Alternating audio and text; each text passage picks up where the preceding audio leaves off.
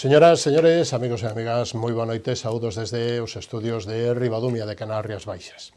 Unha nova edición do programa de entrevistas Falemos que hoxe contaremos con Juan José Prego, que é o portavoz do Partido Socialista no Concello de Lousame, para analizar a política municipal e, entre outras cousas, porque hubo cambio de goberno por o abandono, digamos que a renuncia da alcaldesa Teresa Villaverde no mes de setembro, despois de logo 13 anos de residencia ou digamos que de residora de mandato neste Concello capitalino.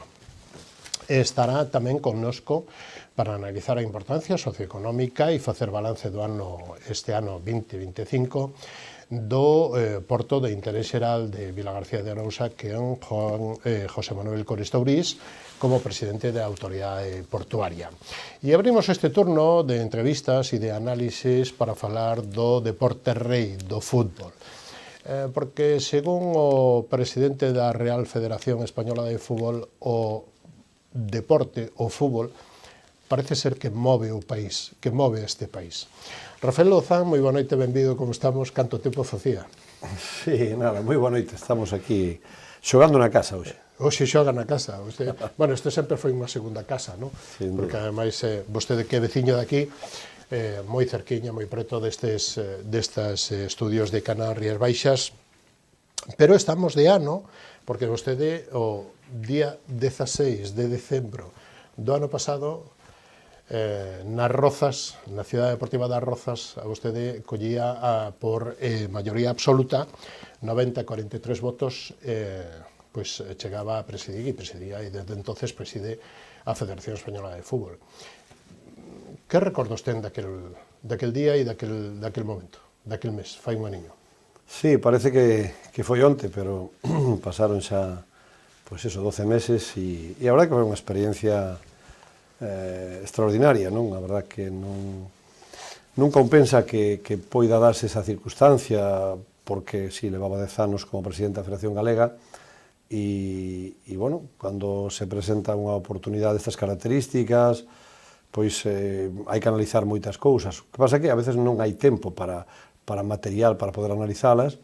Entón, o anterior presidente, que estuvo en funcións durante uns meses, me pideu que de alguna maneira aglutinara en torno ao fútbol español e aos presidentes das distintas federacións territoriales de España pois unha candidatura e que liderara esa candidatura, non? Bueno, había unha adversidade que houve que superar, superámolas e finalmente chegamos hasta aquí, non? E creo que ademais, pois despois dun ano, pois creo que para facer un balance moi positivo, non? É verdad que non debo ser eu que non faga, non?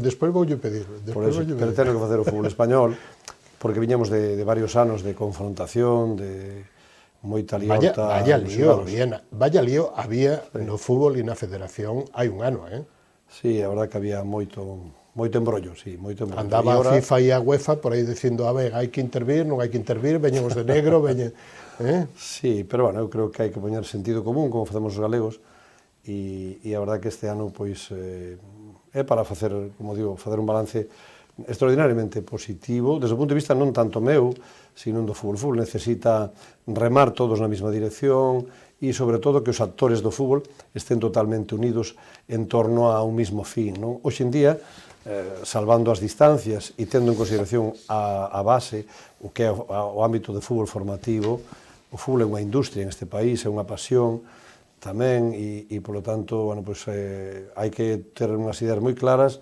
de como sumar a todos os actores, telos a todos precisamente nunha mesma mesa, que é o que temos ahora mismo, desde fai un ano, e non pasou absolutamente nada, porque alguén podía dicir, oye, pois son actores que habitualmente estaban moi enfrentados, pois comigo e co equipo que de alguma maneira estamos na Real Federación Española de Fútbol, todo o contrario, creo que hai moi bo ambiente, desde o punto de vista de empleados é extraordinario, a familia humana de ejecutivos e de empleados totales da Federación Española, incluído coas distintas territoriales de España, é maravillosa, e polo tanto, bueno, pues faltaba ensamblar cos actores do fútbol, coa Liga de Fútbol Profesional, coa Liga de Fútbol Profesional Femenina, cos sindicatos, o sea, estamos todos traballando na mesma dirección. É verdad que en algún momento pues hai diferencias, pero esas diferencias hai que sentarse nunha mesa e abordalas e dicir, bueno, pues vamos a intentar chegar a acordos, e hasta ahora pois creo que se chegaron a acordos e bos para o fútbol español. A xente que o coñece e os amigos que ten, e algún que estuvo hoxe por aquí, saben da capacidade negociadora de Rafael Louzán e das habilidades negociadoras. Para isto supoño que os anos que tuvo de política e de moita responsabilidade e os 10 anos prácticamente que estuvo presidindo a Federación Galega, que ademais a transformou, a modernizou, que non quero entrar aí porque se eso xa pasou e prefiero ir á Federación Española, pero de que xeito esta experiencia lle sirveu a vostede para encarrilar este ano, que non sei que adjetivo lle quere poñer, pacificación, estabilidade, normalidade, o sentidiño que falábamos antes? É un ano de paz e sobre todo de diálogo permanente, non? Eu diría que parece que a palabra diálogo é moi fácil, pero un diálogo permanente constructivo, non? Porque claro, non é só poñer diálogo, sino dicir, oye, en que dirección vamos? Pois en esta, nunca mellor dito, Galicia ten algo que suma e que nos conoce a todos, que é o camiño, non? E vamos a emprender un camiño, tamén ten un camiño do mar, non? E, oye, onde poñemos rumbo? Aquí, pois por aquí vamos. E a verdade que nos está indo moi ben, non? Este momento, pois creo que desde o punto de vista, sobre todo de impacto social, pois hai satisfacción, en términos xerais, seguramente que nos equivocamos en alguna cousa, seguro, non? Pero tamén podo decir que desde o punto de vista tamén de interés como país, e sobre todo tamén o que representa económicamente esta entidade, pois vamos con bo rumbo e a toda vela, porque vamos a ter un presuposto para o ano que ven superior aos 400 millóns de euros. Correcto. Que significa, de alguma maneira non quero poñer cifras económicas, porque non é cuestión de cifras económicas, pero é cuestión de que si todos ven confianza e estabilidade, esa estabilidade e confianza tradúcese en retorno positivo e, polo tanto, creo dedicaremos un capítulo. Neso, pois creo que vamos moi ben, pois doblamos casi o número de patrocinadores que ten en este momento, en este ano solo, e os que van a vir o ano que ven, a propia selección española de fútbol, tanto masculina como femenina. Os resultados deportivos tamén, evidentemente, nos acompañan. A estabilidade, desde o punto de vista deportivo, de ter un seleccionador como Luis de la Fuente, que lle renovamos unha vez que chegamos a esta responsabilidade, pois creemos que é un acerto, igual que tamén a chegada ahora da seleccionadora femenina Sonia Bermúdez, que acaba de cadar un título a nivel europeo dunha trascendencia, pois incluso frente a Alemania, vai moito máis alá. No Metropolitano. E non olvidando nunca que as seleccións inferiores, que tamén están tendo resultados magníficos, polo tanto, todo eso funciona, pero tamén non hai que nunca olvidar que incluso partindo desde aquí, desde a propia Galicia, hasta calquer punto de Andalucía, de Cataluña, de País Vasco ou de Madrid, pois as seleccións de ámbito autonómico tamén están funcionando. Somos 1,5 millón de federados en este país, que de alguma maneira pois estemos implicada a moitísima masa social detrás, non? Porque país, familias enteiras, seguidores do fútbol e polo tanto, bueno, pois que valga o fútbol para unir a este país. Xa que hai bastante confrontación, por que non buscamos no fútbol a unión? E creo que en este sentido así vai a ser. Ademais nos esperan 6 meses trepidantes de fútbol no primeiro semestre do ano 26. Sin duda. Chegaremos á final, non? Xogaremos a final. Bueno, ojalá, vamos a ser prudentes, porque isto do fútbol a veces dá sobresaltos. España, como decía o presidente Donald Trump, que probablemente é a selección posible ganadora do Mundial, pero eso non quere dicir nada, porque hai que... Pero tampouco llevos levar a contraria, non? Neste caso. Encantados do que tamén el traslade, e además o fixo de maneira moi normal, como... A pesar de que, como saben, é unha persona que bueno, por lo que podemos recibir, eu tuve unha oportunidade de estar con ela ahora en Washington e demais, pero por lo que recibimos a veces dá unha persona que ten moito ímpetu, non? Moitas veces, pero estuvo moi moderado, incluso nunha entrevista tamén despois con Televisión Española, onde destacaba o que o papel da selección española en este Mundial podía ser... Pero que está enamorando desde o punto de vista de fútbol, non? Sí, é verdad, e hai unha confianza plena na selección. E a capacidade que ten o fútbol...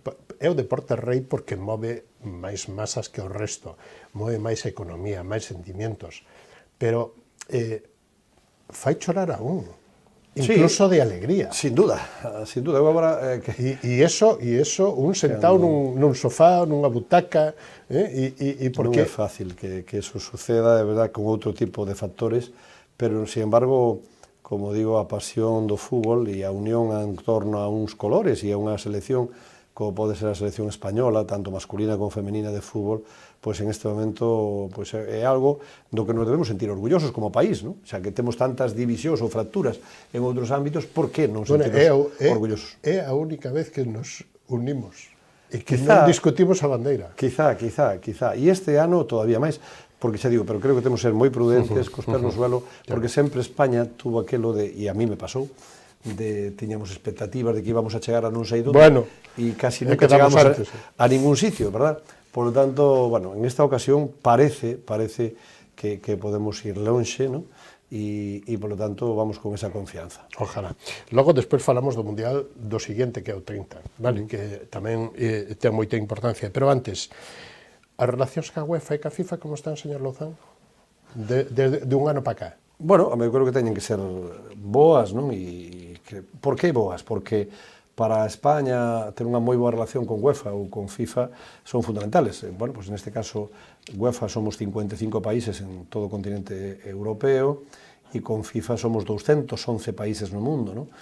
E, por lo tanto, ten que haber unha relación moi estreita por moitos motivos. O primeiro é que en este momento España somos líder mundial en masculino e en femenino. A selección española masculina é número 1 no ranking FIFA de 211 países e a selección femenina é número 1 tamén en ranking FIFA e vamos a serlo todavía a principios do ano que ven. Isto vai por puntuación e a verdade é que estamos moi orgullosos. É algo que nunca jamás na historia deste país se había producido, verdad? Por lo tanto, ese é un mérito, en todo caso, dos xogadores e tamén do que se fai desde abaixo, non? Porque a base, nunca hai que olvidala, é fundamental o que levan traballado os clubs máis humildes para que moitos xogadores que estén agora na selección ou en grandes equipos a nivel mundial son, neste caso, o resorte máis importante que ten a selección española. Logo lle dedicamos tamén tempo a eso porque é importantísimo. Nós estamos, o Concello de Rabadume e a importancia que ten e os torneos que se celebran aquí e ese movimiento non só deportivo, sino tamén turístico das familias que veñen acompañando aos máis pequenos.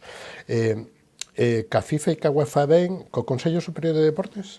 Bueno, é nosa obligación tamén de tenos porque, de alguna maneira, é o rector máximo. Pero hai máis colaboración institucional nunha, digamos que, tensión permanente ou? Non hai tensión porque fomos a comer o secretario de Estado e tivemos varias reunións co actual secretario de Estado para o Deporte, acaban de nombrar unha nova ministra agora e, por lo tanto, é o noso deber, é a nosa obligación de ter unha moi boa corresponsabilidade co máximo responsable a nivel institucional do mundo do deporte, non?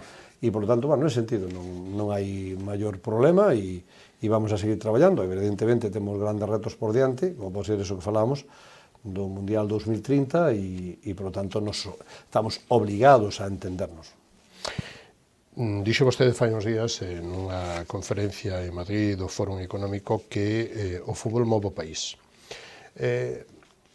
Que supón o fútbol non do que dixo hoxe aquí, sino do que falta por decir, que supón o fútbol, digamos que tendo en conta todas as categorías que ten, desde alevins, desde os, digamos que xuvenís, cadetes, fútbol 7, hasta a máxima, que sería, lóxicamente, a élite, tanto masculina como femenina. Bueno, o que moitas veces me preguntan é por que o fenómeno do fútbol en España, non? E a verdade que algunha vez estuvemos analizando isto e digo, por qué? Por que España ten 1,5 millón de federados en homes e mulleres? Porque o fútbol ahora mismo para España forma parte da súa cultura, da súa identidade, non? E, por lo tanto, bueno, pues creo que eu acabo de chegar ahora mismo de Asia e de Qatar tamén e a verdade que aman o deporte rei, aman o fútbol, pero curiosamente aman o fútbol español, non? Agora vamos a estar tamén a primeira semana de enero en Arabia Saudí, onde de novo vamos a xogar a Supercopa de España e ali, primeiro eu creo que teñen un moi bo concepto de España, de país, dos españoles e, sobre todo, do fútbol español. Mais que do fútbol inglés, por exemplo, que é un fútbol moi introducido en esos países. Sin embargo, pois, a España se lle valora. Por lo tanto, o fútbol forma parte da cultura deste país, forma parte dunha identidade deste país tamén. A maiores desto é unha tradición. O fútbol en España, desde abaixo arriba, é unha tradición. É verdad que temos tamén grandes transatlánticos, non? No fundo do fútbol, como son o Madrid e o Barça, que nos identifican no mundo. O Madrid, exemplo, pues, ten máis de 700 millóns de seguidores en todo o mundo, non? Como pode ser, neste caso, tamén o Deportivo da Coruña e o Real Cruz Celta en Galicia, non? Por lo tanto, eso tamén.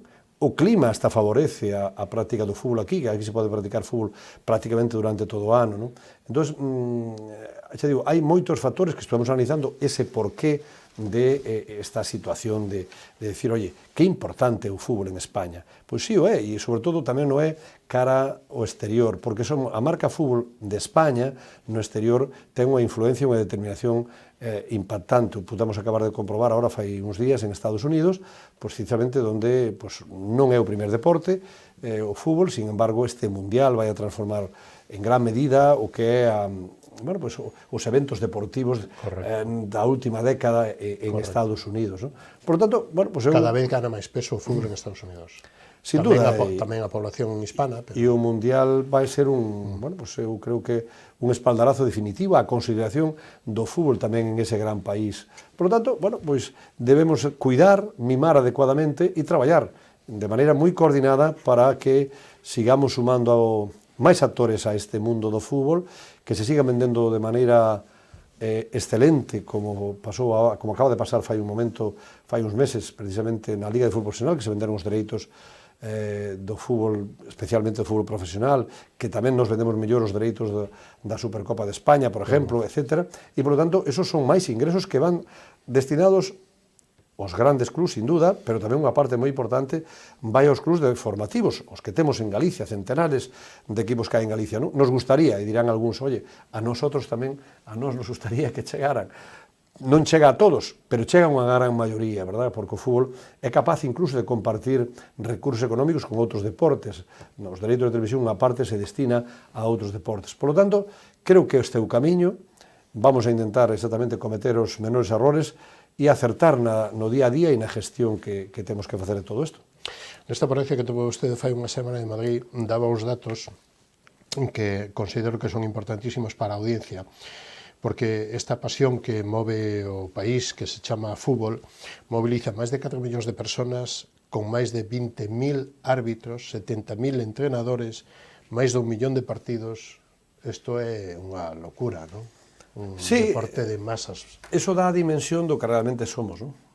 Por lo tanto, bueno, pois en esa dimensión hai que, por eso, saber manter as aguas moi tranquilas, porque calquer circunstancia adversa pode perjudicar os intereses desos miles, centenares de miles de personas, claro. ¿No? Entón hai que actuar, evidentemente, con moitísima responsabilidade e acertando que esa unión e todos esos factores son determinantes para que o fútbol en España pois sexa o que realmente é o que significa, máis do 2% do Produto Interior Bruto deste país, hai miles de empleos aí detrás tamén, e por lo tanto, pois, sigamos en esa dirección. Un dos estudios un informe sobre unha consultora estima que para a Copa do ano para a Copa Mundial do ano 2030, o Mundial do ano 2030, o noso país moverá máis de 5.000 millóns de euros no seu PIB, con máis de 90.000 empleos, un gasto turístico de máis de 3.700 millóns de euros, 1.800 millóns de recaudación fiscal, máis de 1.000 millóns de euros en inversión estranxeira e en torno a 2.500 de inversión total. Isto é a mellor empresa, despois da turística. Bueno, non, pero casi. Sí, bueno, en ese ano 2030, probablemente sea a palanca determinante económica deste país, de España, non? Somos, como saben, organizadores, lideramos nós esa candidatura con España liderando, Portugal e Marruecos, e despois Argentina, Paraguai e Uruguai. Pero é verdad, esas cifras son de Pricewaterhouse, que foi un estudio que costou, ademais, unhas cifras importantes, feito incluso antes de que eu asumir esta responsabilidade, e bueno, pues, uns datos aparentemente totalmente contrastados, non son datos postos negro sobre blanco, non? E ademais, xa digo, moi sujetos a todo tipo de controles. Por lo tanto, se esa vai ser a dimensión aproximada, moi aproximada do que pode pasar, creo que tamén debemos velar para que nada deso falle, non?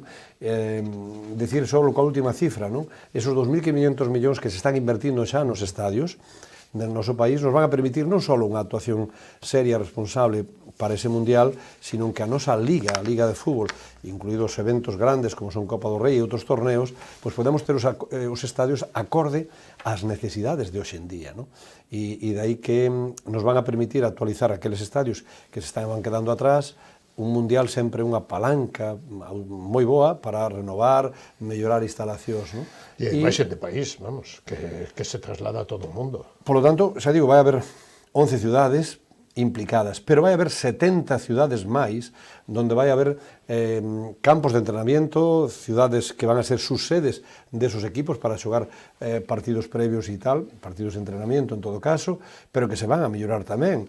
Por eso digo que a implicación e a ramificación de inversión no territorio vai desde mellora en aeropuertos, mellora en vías de comunicación, temas hospitalarios, adecuación de temas hospitalarios para rápidas intervencións polo volumen que vamos a ter tamén de visitantes e demais. O sea que leva un conxunto de melloras espectacular un mundial destas características. Un motor económico, É evidente que vai ser un motor económico que además deixa un reflujo importante e creo que vale a pena que España faga unha boa aposta, sobre todo pensando que a capacidade que ten España de organizar calquer evento deportivo está fora de calquer lugar e o temos que demostrar en ese ano 2030 de novo.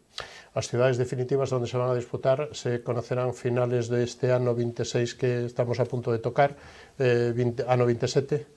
Sí, eu calculo que será máis no ano 27 que no propio 26. O 26 temos un mundial que é Estados Unidos, México e Canadá e, por lo tanto, están centrados os esforzos de FIFA aí e dai que no 2027 xa se visualice finalmente cales van ser as 11 sedes. Ahora hai 13 previsibles, das cuales se fixe unha preselección de 11 e por lo tanto vamos a ver finalmente como queda isto, pero a última palabra bueno, pues vai a ter esa organización que é FIFA, que é a máxima rectora do fútbol mundial e que, por lo tanto, ademais crea especificamente unha empresa para organizar este evento e bueno, pues tendrá en conta, quero entender, precisamente a nosa colaboración como Federación Española tamén para chegar a ese aeroporto.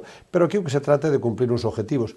Hai uns mínimos estándares que hai que cumplir e todos, e cada unha das cidades, porque esta é unha responsabilidade única das cidades candidatas, o resto son actores, pero son actores quizás secundarios, por lo tanto, a responsabilidade recae nas cidades que se presentaron no seu día e que, no mes de noviembre pasado, antes de eu ter esta responsabilidade, pois decidiron facer unha preselección de 11 sobre 13 cidades que se presentaron. Se presentaron máis, pero finalmente quedaron 13, non? Temos algunha posibilidade por aquí cerca? Bueno, no Mundial do 82, que van a pasar casi 50 anos, cando se celebre ese 2030, pois estaba Vigo e Coruña, non? Ahora mismo, dentro das 11 previsibles, está Coruña. É evidente que Coruña todavía ten deberes tamén por facer, e moitos, e, polo tanto, bueno, pues vamos a ver finalmente si mantén ese compromiso que había adquirido, e despois está tamén Vigo, que ten interés en poder ser sede deste mundial, e iso se verá precisamente nos próximos meses, pero especialmente, como digo, no ano 2027 é onde se vai a decidir.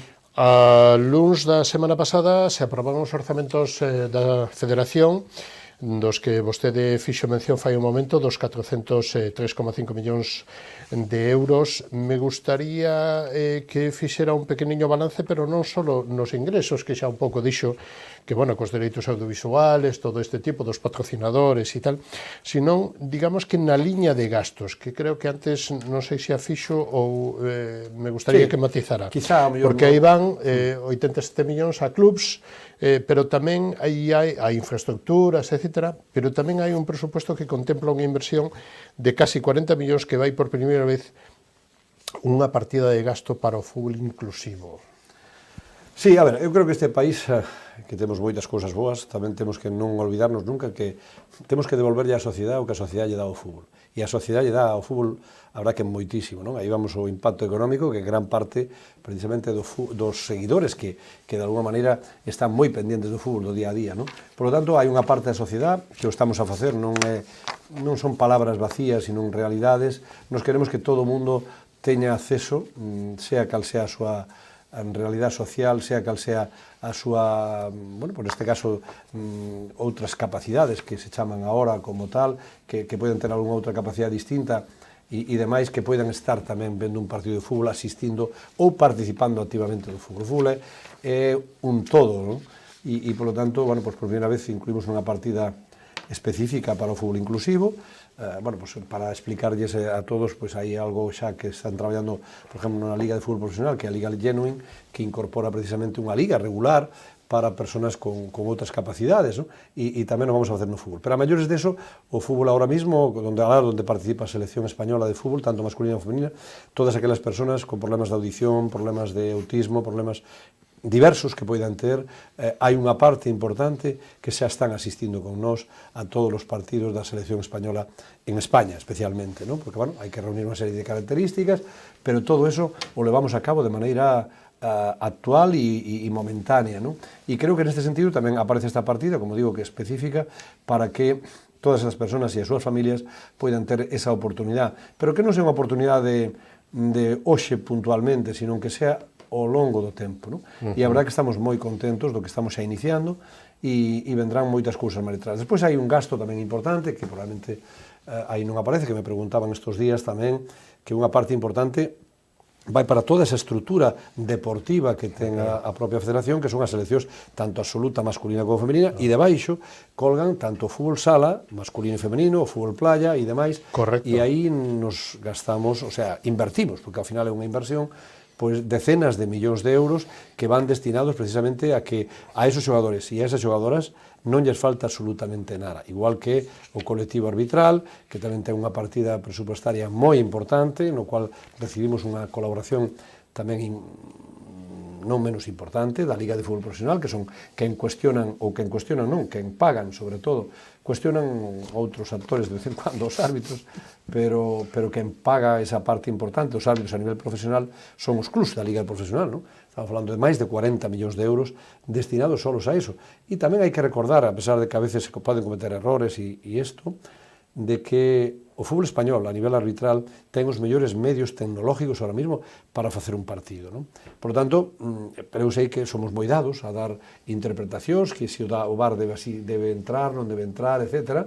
Pero a nivel tecnológico, como digo, temos precisamente os mellores medios. Agora vamos a incorporar tamén a inteligencia artificial para cuestións de ámbito arbitral tamén. Por lo tanto, vamos a ser líderes no mundo tamén en isto, e quero dicir que temos que deixar que sea o mundo arbitral, neste caso o deportista, árbitra, auxiliares, etc., que sean objetos de excusa, non? Por exemplo, os entrenadores, bueno, pues a veces cando perdemos ou tal, utilizamos de excusa, non? É que o árbitro creo que me perjudicou, e creo que eso temos que xa, dunha vez por todas, ten que pasar a un segundo plano. Habrá durante a Liga pues, errores a favor e errores en contra, pero son errores humanos. Na xestión da presidencia da Federación este ano, digamos que o apartado que queda un pouquiño máis aí pendiente, ou no que lle falta, o ruído que hai en torno ao arbitraxe? Sí, hai moito ruído, pero é verdad que tamén xo dixen ese día da Asamblea, de que fixemos moita transformación no ámbito arbitral, moita. Agora hai un criterio fundamental, que é a meritocracia. Aquí non hai ningún outro mérito que, de alguma maneira, que é examen partido a partido, para que, de alguma maneira, podan manter a categoría, ascender de categoría e demais. Iso é o primeiro. E, en segundo lugar, unha formación adecuada. En terceiro lugar, absoluta transparencia nos nomeamentos e designacións. Cuarto lugar, pues, hai un criterios. Quinto lugar, tamén hai, neste caso, un novo formato que poñemos todos os lunes, martes de cada semana, que se chama Tiempo de Revisión, donde se revisan todas e cada unha das xogadas, me refiero, e especialmente se poñen en pantalla para que todo o público poida seguir, pues, unha selección de xogadas que analizan distintos compañeiros do fútbol, e, por lo tanto, os poñemos aí, e se os árbitros se equivocou, diremos que ese árbitro se equivocou. Presidente, e non pasa nada. E non pasa nada se se equivocou. Presidente, estamos fora de tempo, pero unha serie de preguntas ou de respostas, polo menos, o máis pequeniñas posibles. Fútbol, non só élite, que estamos falando moito de... Hai un fútbol profesional, pero tamén hai un fútbol de aficionados. Ten moitísima importancia esta base, non? Dos pequeniños, do fútbol a sete, da que se xoga aquí todos as primaveiras ou veráns aquí en Ribadumia e na zona de Arousa, os cadetes, os xuvenís, e falo de masculinos e femininos. Isto é o futuro. É o futuro porque dai mana a base, non, desto, non? Pero a maiores é verdad que aquí na zona onde estamos, todos os veranos, Semana Santa, etcétera, se fan grandes eventos deportivos que a pesar non, a maiores de ser un evento deportivo, tamén traen de alguna maneira un atractivo turístico á zona, non? A xente que ven a Galicia e que ven tamén de alguna maneira a esta zona, ven por primeira vez e volve seguro. Por lo tanto, creo que ese reclamo se debe manter. Nos acabamos de traer ahora aquí a dúas seleccións, a selección española, unha das seleccións inferiores con outra selección de outro país e a verdad que, a pesar de que estaba unha semana tremendamente de mal tempo e demais, pero o público asiste e participa activamente, non? Por lo tanto, creo que sigan facendo estes eventos é de aplaudir e ojalá que poidamos tamén nos, na medida das posibilidades, pois poder colaborar con eso, non? Se lle parece, preguntas breviñas e respostas breviñas. Cal foi a decisión máis difícil que tomou neste ano? Ten algunha, así, destacada, por dificultad? Non, eu creo que as decisións todas hai que pensar, meditalas moito, non? A veces non hai moito tempo para tomar a decisión, porque ten que ser inmediata, pero bueno, eu creo que na maioría creo que podemos haber acertado. Seguramente en algunhas nos equivocamos ou hubiéramos tomado outra que hubiera sido mellor que a que tomamos, pero bueno, en principio estamos satisfeitos. Foi un ano cando saleu o elixido presidente, cal foi a primeira chamada? A donde a fixo? A casa? No, porque, bueno, pues neste caso a miña dona estaba ali, o meu fillo tamén estaban ali, e por lo tanto, bueno, é outra experiencia máis da vida, como xa vivín varias, neste caso, pois, esta foi unha experiencia bonita para recordar. Cando como presidente ve un partido de fútbol, como ve? máis como presidente ou máis como aficionado? No, sobre todo seguindo moito a labor do árbitro, porque creo que o papel do árbitro non por ter, de alguma maneira, alguén pode pasar con pasión, non, porque ten o papel máis difícil. Dos 22 xogadores que hai no campo, o 23, que neste caso o árbitro cos seus asistentes, é o papel máis complicado. Cuestión de segundos, ten que tomar moitas decisións, que moitas delas, polo ángulo onde estás, claro, etcétera, pois non son fáciles. Non son fáciles. Evidentemente que agora temos outros mecanismos, como dixen antes, do punto de vista tecnológico, que axudan moito, precisamente, a corregir errores groseros que se producen na toma de decisións por falta de visión ou algo de visión, etcétera. Por lo tanto, a mí o único que me preocupa é iso, despois son pasional como calquer outro, pero ao mesmo tempo esa é a miña responsabilidade. Que lle dicen os árbitros cando está solo nunha reunión, que non hai micrófonos, que non hai nada, cando están? Dicenlle algún comentario interesante que se poida confesar? No, vamos a ver, eu creo que son deportistas e parte, son moi disciplinados, son un equipo profesional, eu diría que fenomenal, tanto homes como mulleres. Por lo tanto, podemos estar moi contentos. Este momento España, a nivel mundial, está no top 5 de todos os países que compoñemos esta organización que se llama FIFA, e por lo tanto, bueno, a ver, non podemos estar en número 1 en todo, pero estamos cerca dese número 1, non? E creo que temos a grandísimos profesionales que nos representan, non só en España, porque tamén van a pitar a partidos a nivel europeo ou a nivel internacional. Por lo tanto, eso está fora de calquer duda. Pero xa digo, teñamos confianza en eles. Señor Louzán, foise noso tempo, había moitas cousas máis e ademais isto dá para moito, non? Sí. Pero ten vostede un minuto e algo para dicir o que vostede queira, ou do que falamos, ou do que non lle preguntín. Que lle gustaría dicir hoxe? A audiencia de Canal Rías Baixas, que vostede aquí é un bello conhecido. Bueno, aproveitando que estou aquí, pois primeiro agradecer a todas as persoas implicadas no mundo do fútbol, especialmente directivos e todo o colectivo do fútbol en Galicia, non? En particular en esta fermosa comarca da que eu son, que é a comarca do Sarnés, agradecerlles o traballo que fan día a día, porque isto é unha cuestión de horas, que é unha cuestión que aquí non hai de lunes a lunes. Por lo tanto, enhoraboa e gracias por seguir aí facendo esa extraordinaria labor. desearlle suerte deportivamente, non? Porque estamos rematando un ano, rematando rematando a mitad da temporada e polo tanto, bueno, pues, que as expectativas tamén se poidan cumplir, non? E nestas fechas tamén acordarme de personas que probablemente pues, temos casos nos cuales xa non están entre nós e que fixaron moitísimo por isto do fútbol e pola sociedade na cual vivimos. Por lo tanto, un recordo moi especial, non? E por desearlle pois, a todos en estas fechas pois, que teñan a mellor convivencia, o mellor disfrute posible cos seus amigos e de maneira especial coas súas familias, non? Que creo que tamén é moi necesario. Hai que ter confianza, creo que é o momento de entre todos ter tamén moita confianza no que vendrá, que temos un ano de novo por diante, 2026, e que sea, de alguma maneira, un ano venturoso e próspero para todos, non? A aqueles que lle tocou a lotería, pois fenomenal, e a quen non lle tocou, se lle toca, que lle toca a lotería da salud, que é unha lotería fantástica, que teñamos moi boa salud todos e brindemos por un ano exitoso 2026 tamén.